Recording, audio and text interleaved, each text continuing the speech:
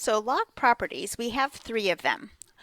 We'll probably get to 1 more before the quarter's over, but for right now we're just going to practice these 3. Okay, they have names. The first one is called the product rule, and that looks like this. Log base A, we'll keep it generic for now. Log base A of a product, so U times V. So if my argument is the product of 2 factors, then this can split apart into log base A of U plus log base A of V. Now when we get to working on these, we'll work them both ways. Okay, so if we're working from the right to the left, if we're working the property this way, it'll say expand the logarithm, right? Break it apart. And if we work the other way, it might have the verb condense, or it might say write as a single logarithm.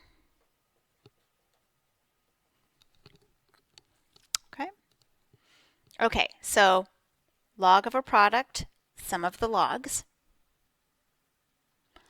A quotient rule. So now I'm going to have the log of a quotient. What do you suppose happens? So log base A of U over V. Yeah. Log base A of U minus log base A of V. Great. And again, either direction. And the power rule. Log base A of U to the n. So if my argument has an exponent on it, I can bring that exponent down in front n times log base A of U. Okay, so 3 properties that you should probably work on memorizing. And we'll practice before you have your homework. So use the log properties to rewrite these expressions. So I have log base 2 of 5 plus log base 2 of x. So which property do I get to use? The product rule, the quotient rule, or the power rule? Right. I have the sum of 2 logs, same base, so I could combine that into 1 log. Remember to write the base in, log base 2, and it needs an argument. What will that argument be? Right, 5x. Okay. Now I just put mine in parentheses. You will not have to do that for me when you take a test with me, but I'm not sure what my math lab needs. So practice on the homework so you know what it's expecting on your exams. Okay. Okay, how about this guy? I have 3 times log base 5 of x. What's another way I could rewrite that one? Okay, right, it's a power rule, right? I have a coefficient in front of my log. So that 3 can hop up here and be the exponent of x. So another way to rewrite this would be log base 5 of x cubed. Okay. And we're just practicing manipulating. Okay, last one. Log base b of x squared times y all over b. This one has all 3 properties. Are you ready? Okay, so small steps. Log base b of x squared times y minus log base b of b. Okay, so I've taken the top, log of the top, minus log of the bottom. Okay, but now the top is a product, so I can split that guy apart. Okay, so now I have the log base b of x squared plus the log base b of y. Okay, and then it's minus log base b of b. Okay, last thing, but there's 2 things. Do you guys see the second thing? So the first one is using my power rule here on the first term. That exponent of x, I can bring that guy down in front. 2 times log base b of x plus log base b of y. I don't know what to do about that guy. What is the log base b of b? Look back on your page. One of our special properties on the second page of 12.3. Right, minus 1. Okay, one more thing, just because it's my favorite. These are really all you need to know for the log properties. This is just one of my favorite things because I think it's super clever. Okay. And what happens is we're just given 3 different log values, and they're all base A. And then we have to be super clever with our log properties to answer, right, to answer these questions. So I know what the log base A of 2 is, what the log base A of 3 is, and what the log base A of 5 is.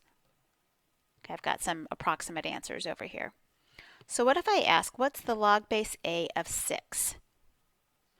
So now I need to write 6 as a product, quotient, or power of these values up here.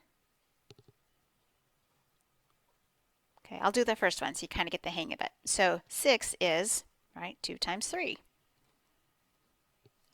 So then I could find the log base A of 2 and add to that the log base A of 3. And that's it. So log base A of 2 is 0.387 plus the log base A of 3, 0.613. So altogether that is, oh really, 1? Oh, I guess I know it.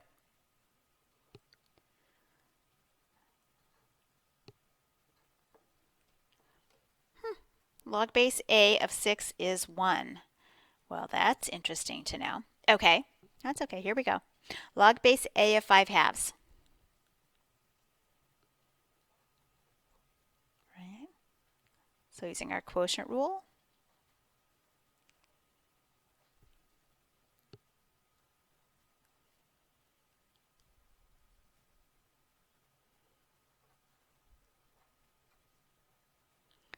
I'm just subtracting those from each other. Figure out what that's going to be. Oh, I'm a horrible subtractor. Oh, I don't have to borrow, yay. 0.511.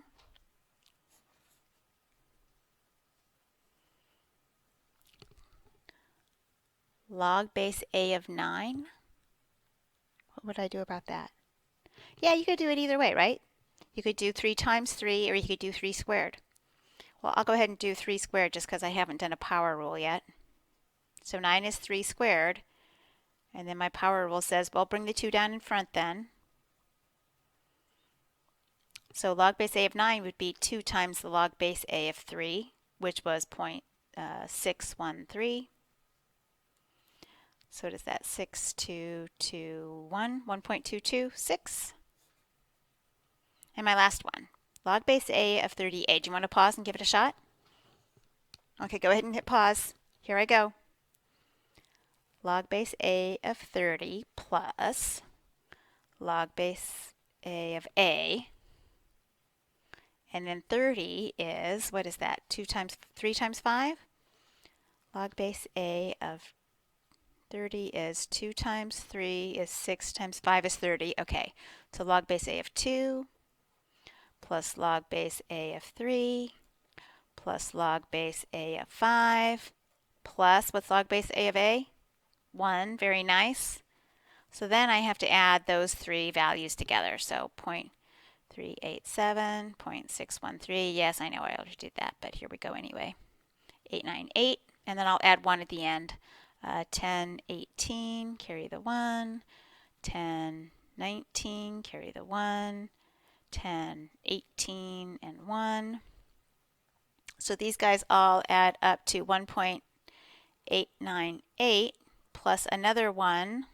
So 2. Am I still on? Nope, sorry. 2.898. Okay, I think it's just a good way to practice those log properties. Okay, 2 more sections. I'm going to skip 12.7, so you're not responsible for that. So you're almost done. Good job.